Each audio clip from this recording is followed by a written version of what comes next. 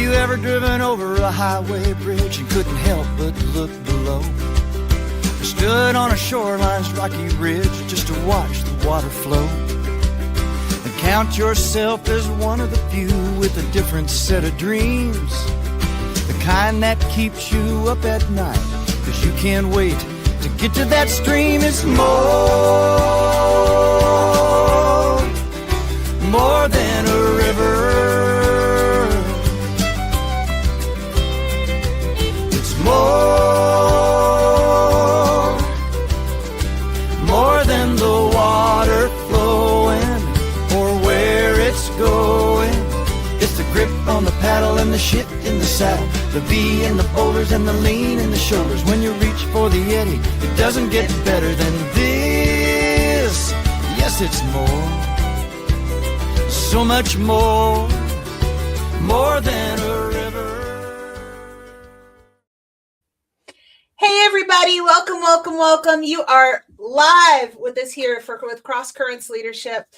We are live on Facebook, Substack, and YouTube, and we're doing this series just over the winter as we lead up into the spring paddling season.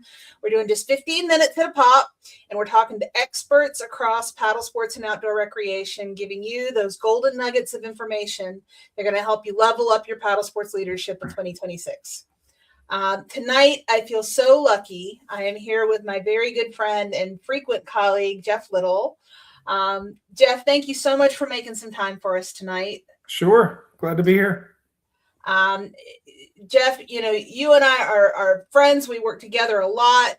We have a kind of a shared mission on some of these topics. Yep. But these guys may or may not know. There's a lot of folks that clearly know. You're one of the OGs in terms of safety training and instruction in kayak fishing.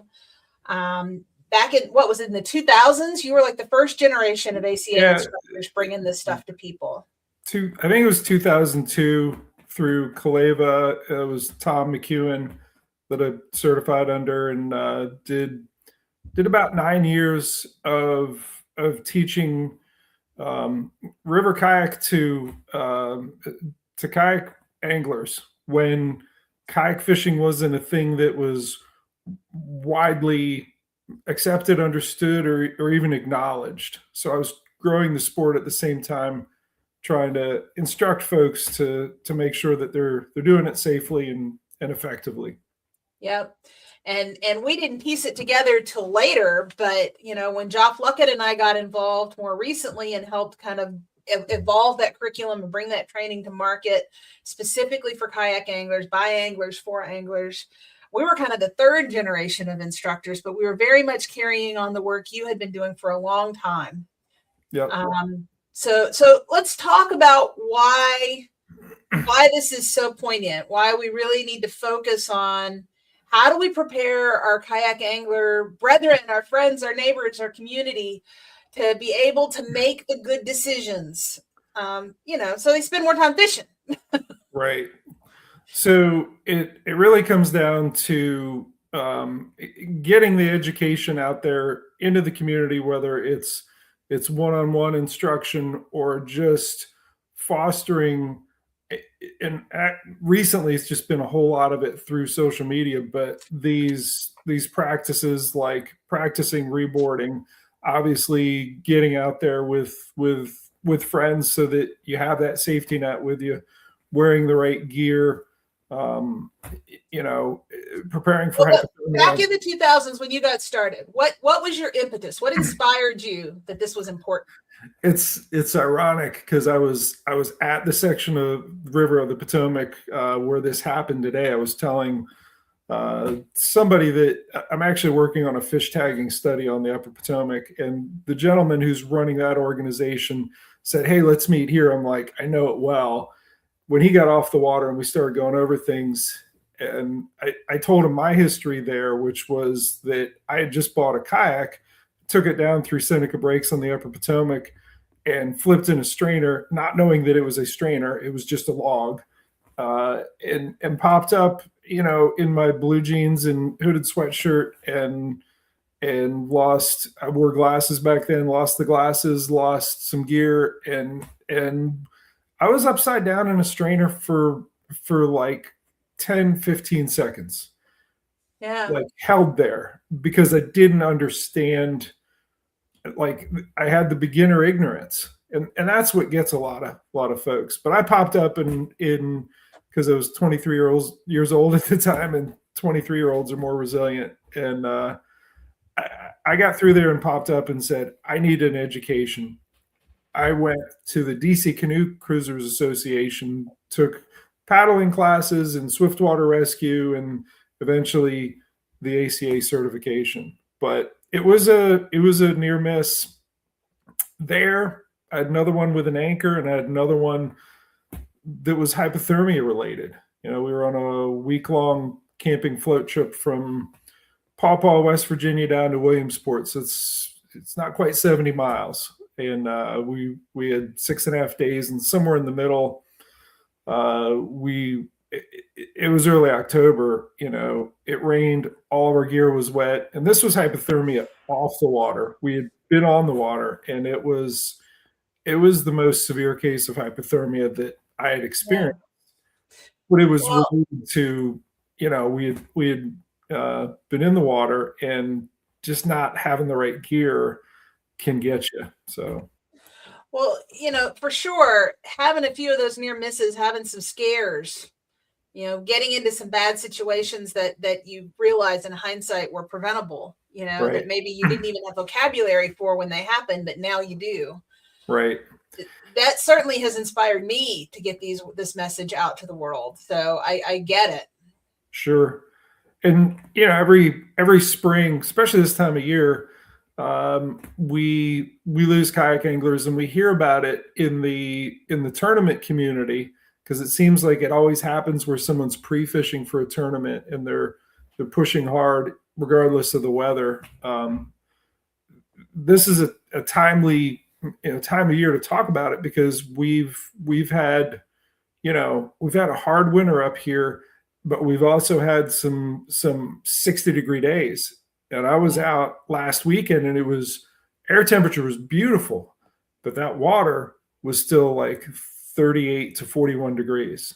And not knowing that, hey, just because it feels really good, and, not understanding the rule of 120, or just that hypothermia and the involuntary gasp when you fall in the water can get you is dangerous for a whole lot of people. And that's, unfortunately, without the education and the community understanding that and saying, hey, where's your dry suit? Where's your PFD? And, hey, have you intentionally flipped the kayak and learned how to get back in?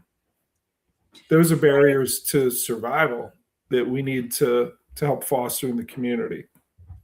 So yeah, let's dig into that a little bit, because there's some really simple things that people can do. And if you make these decisions at the beginning of the day, even if something goes wrong, you're in a better position. You're going to be able to spend more time smiling and have more fun, because you planned for the just in case, right? Yeah. I actually cover a lot of these I have a educational series on my Uscreen channel, and one of the free ones, it's a subscription-based video channel, right? It's the little stuff on Uscreen, but one of the free one is a pre-trip safety checklist, where we go over things like the rule of 120 and the safety gear, the kayak layout, making sure that you have a clear lane to jump back in the kayak without entanglement hazards. If you have, kayak fishing gear, depth finder, and motor controls and anchors and everything else preventing you from get back in. I talk about the visibility lights that you should have. I go through a lot of things. I definitely go through the float plan and the dropping a waypoint where you put in and sending it to somebody else with a picture of yourself and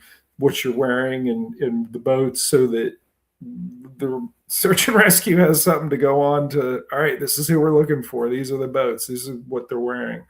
I cover all that stuff. The rest of the stuff that's on there, 17 different videos, is a lot of paddling instruction as it relates to kayak fishing. But that pre-trip safety checklist is something that I wanted there for anybody, regardless of whether they're going to subscribe to my educational videos or not. They should have that content. Well, guys, look, the data supports everything that Jeff is saying. I mean, we know 87% of the time it's the fact that you're wearing your PFD that gets you home when something unexpected happens. Yep. So you gotta take that PFD seriously. And it turns out the latest analysis of the data, of the Coast Guard data from ACA, is that paddling with a buddy is just as important as wearing your PFD, not going alone. Because when something goes wrong, there's somebody there to help you. So that was the case with my anchor incident. I was young and stupid and ignorant to what can happen if you have an anchor that grabs really hard in current. And I was in a sit-in kayak. It was a Perception Access, kind of a high volume whitewater boat, kind of a creaking boat.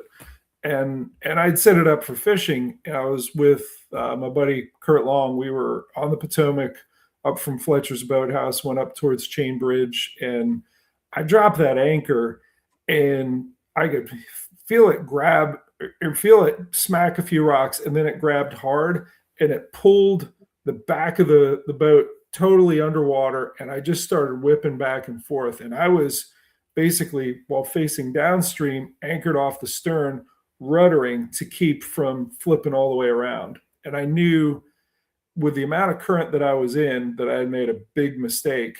And had I flipped upside down, you can't tell from this, but I'm 6'4". I have a 36-inch inseam. I was like, I don't know that I'm wet exiting. I think it's just going to fold me over and keep me there and drown me, is what I envisioned immediately.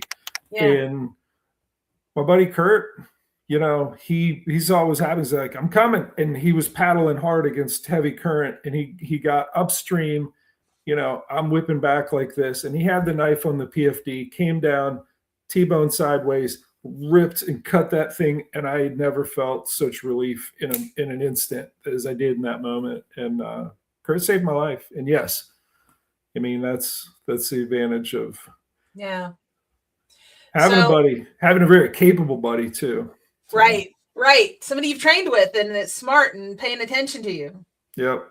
So okay. So number 1, PFD. Number 2, paddle with a friend. Number 3, you said it earlier, dress for the water temperature. And whether that's having a dry suit, having a wet suit, having a windbreaker that's also kind of protects you from the rain. You've got to layer up and protect yourself from the elements and assume you're going to end up in the water at some point today. Yep. I also bring the dry bag with a, fresh set of dry clothes. This time of year, I bring the fire starting stuff. Yeah. Mm-hmm. I arm myself to battle hypothermia. And I was out yesterday. I'll be out tomorrow. And yesterday was a 33-degree rain. Went out, caught some fish, tagged fish for Maryland DNR, and had a good day. But it was cold. And at the end of the day, I still had an hour to fish, and I'm like, yeah, I'm pulling myself out because I was like, because it was cold. Yeah, I'm losing. Well, it wasn't just discomfort; it was getting nervous, and it was like I'm losing some of my faculties. I'm exhibiting a little bit. I self-recognize. It's always harder to self-recognize. It's easier to recognize it in your friend. The stumbles, the umbles, the stumble, mumble, fumble, and grumble. It's your hypothermia, symptoms. So again, another reason to go with a friend. They're going to see, hey, I don't think you're doing well. Let's get out of here. Yeah. Let's go get some coffee. Let's go get some cider. Let's go get something warm. Yep. Well, guys, I want to encourage you to continue this journey. And Jeff has given us some resources that I've included in the show notes. There's a link there to sign up for his newsletter. I've also included a link to the Q&A article that he gave about the training that we all did with ACA for the kayak fishing instructors. He did that interview with Kayak Angler Magazine, and that link is in there. I also included the link to Jeff's Uscreen instructional video channels. And as he said, there's some free videos there, including that safety training trip checklist. So take advantage of those. I also, Jeff was gracious enough, I included his email address in there if you want to reach out to him with questions or you want to find out about when his classes are. We've also been having conversations with Drew Gregory at Kayak Adventure Series and with Chad Hoover at Kayak Bass Fishing and K-Fast. There's a lot of classes coming up this summer or all over the country. So keep an eye out. There's going to be some instructors teaching these skills. You can get into that controlled environment with a group of instructors and practice reboarding. There's a lot of skills you can learn together. K-Fast is I actually reviewed the first go with, before they released it, but Chad and Darren have done a great job, and that's something that you can do at home before you start getting out on the water. Really great resource for folks to, get safe, make sure that they're making it home after each trip. Yep. All righty. Well, I'm going to wrap it up here. I've got a few announcements. If you'll hang with me just for a sec, Jeff, while I kind of catch everybody up on a couple of things. Guys, I'm going to be taking Sunday evening off. We had some schedule juggling and some obligations I've got to take care of. So we're going to take Sunday evening off from the live stream, but we'll be back Wednesday, a week from tonight on March 11th with Deborah Kane from RallyCrew. It's a new sort of home base for whitewater paddlers all over the country. We'll be talking about all the things that are involved in that community and that technology and that community. Also, if you remember a couple weeks ago when Jeff Atkins was here, we were talking about the Smart Start curriculum, and we offered a Zoom instructor endorsement for any already certified level 1 and level 2 instructors who wanted to earn that endorsement so they could deliver the certification. Well, due to popular demand, we're going to be offering another session. So I've included in the show notes and on my website, there's a Zoom class for already certified instructors on March 24th. So if you want to take advantage of that, go ahead and sign up for it. We've got room for you. And just in general, I want to thank all of you guys who are following us on all channels. Remember the secret trick, if you haven't already, sign up on my Substack, and that way you get the email updates. We'll be wrapping up this live stream series here at the end of March, and you're going to want to continue to get this information over the course of the year. So go ahead and sign up on that Substack so you get the email updates. I think that's all I've got for tonight. Jeff, thank you so much. It's always good to join forces with you on this stuff. I really appreciate you making time. Yeah, you and I are pretty formidable force for keeping our kayak anglers safe. So I appreciate everything you're doing for our community. Oh, well, I mean, as you know, I don't actually fish, but I'm a hell of an advocate, and I believe in this family, and I want to do whatever I can to support it. Thank you. So, all right. Good night, everybody. We'll see you next Wednesday.